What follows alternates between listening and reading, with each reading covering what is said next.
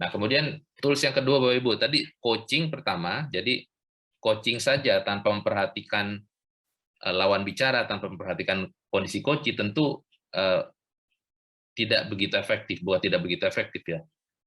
Bisa kita tingkatkan lebih efektif lagi ketika kita bisa mengenali klien kita atau coach kita dengan lebih baik. Nah, ada yang namanya tools dari Hijrah Coach, namanya MIND ini Bapak Ibu, My Brain Indicator of Neurological Dominance, yaitu sebuah tools untuk mengukur dominans otak seseorang. Nah, ini gambar otak nih Bapak Ibu. Kelihatan nggak belakangnya nih? Ada ya, kelihatan ya? Jadi ini otak sebelah kiri, sebelah kanan, ini bawah, ini depan. Ini belakang, ini depan gitu. Nah, diantaranya ini ada persinggungan Bapak Ibu. Jadi ada dominansnya nih. Jadi nanti ini modelnya adalah tools untuk mengukur dominans otak seseorang. Modelnya seperti ini, seperti kuesioner Bapak Ibu.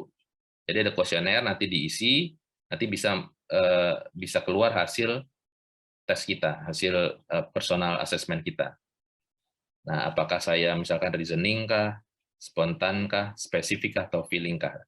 Nah, itu fungsinya untuk apa? Untuk kita bisa membangun komunikasi dengan orang-orang jenis tersebut. Karena orang-orang dengan jenis tersebut memiliki motivasi dan energi yang berbeda tuh Bapak Ibu. Kayak misalnya contohnya reasoning. Reasoning itu adalah orang dengan kecenderungan berpikir logika.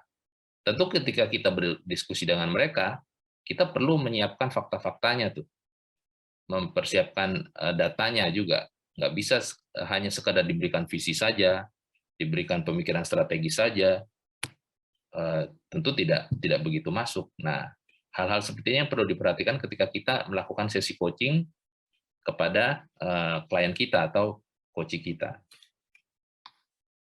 Nah, lebih jelasnya mungkin di sini Bapak Ibu. Nah, ini lebih jelas ya. Jadi ini otak sebelah kiri yang spesifik ini, kemudian feeling. Ini bagian depan ya, ini belakang. Nah, ini misalkan Bapak Ibu dites hasilnya dari reasoning, itu cenderung memiliki sikap seperti ini Bapak Ibu. Berpikir secara kritis gitu ya, realistis, menyukai fakta, rasional, logika gitu ya. Kemudian mengaplikasikan rule 80-20.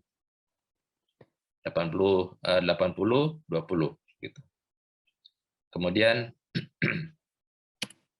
kalau misalkan feeling yang cross-nya ke bawah, itu otak antara kanan bawah ya, kanan bawah. Itu misalkan dominan feeling, maka dia cenderung ekspresif, terus lebih empati kepada orang lain gitu, lebih menggunakan emosi, lebih menggunakan perasaan, sensitif. Gitu. Nah, kemudian kalau kita ke spontan gimana? Ketika kita dominan spontan, maka lebih cenderung berspekulasi itu Bapak Ibu, memiliki big picture, terus menyukai tantangan dan resiko, terus bisa melihat koneksi antara titik-titiknya, antara titik-titik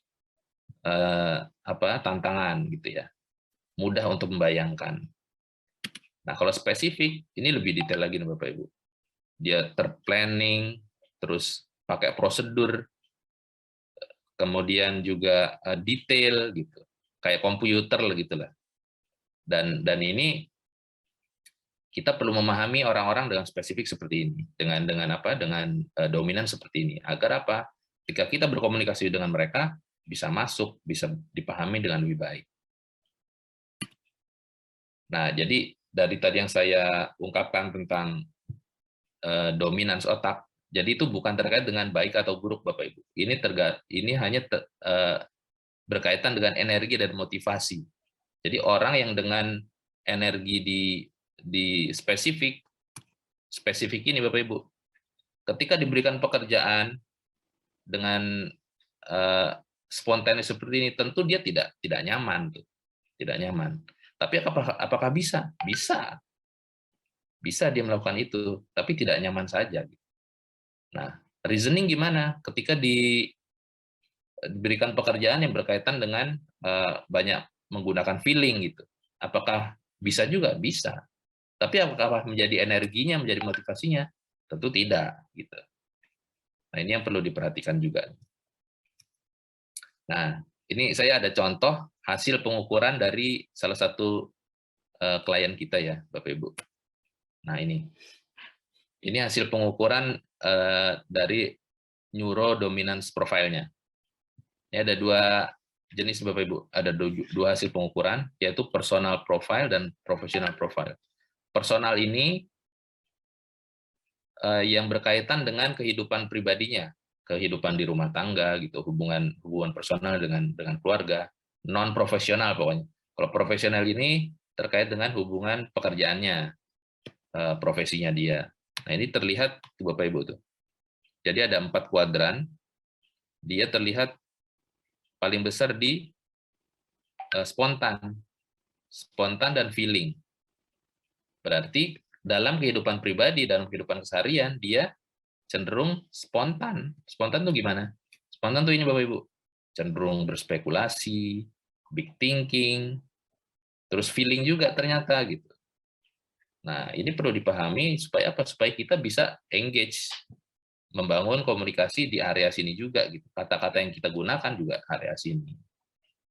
Nah, kita lihat lagi coba ya. Di profesional, di area pekerjaan. Di area pekerjaan dia juga sama nih. Justru yang paling tinggi apa tuh? Dominansinya di spontan nih satu nih Bapak Ibu. Spontan. Ini di area profesional, di area pekerjaan ya. Jadi ketika dia di area pekerjaan, di kantornya misalkan gitu, dia lebih ke spontan. Ketika mengambil keputusan, dia lebih berspekulasi gitu. Lebih apa? Take risk. Lebih eh, lebih menikmati apa adventure gitu, adventurers. Nah, ini juga perlu dipahami oleh orang-orang di sekitarnya, oleh atasannya atau oleh bawahannya gitu, bahwa oh ini kawan saya ini ternyata seorang spontan, berarti tidak heran ketika dia mengambil keputusan caranya seperti itu. Makanya kita perlu memahami hal ini. Nah, inilah dua tools yang memang kita gunakan Bapak Ibu untuk menemani klien kita untuk bertransformasi, salah satunya untuk mengaplikasikan service excellence. Kira-kira itu yang bisa saya sampaikan. Terima kasih. Silakan Pak Coach Bin.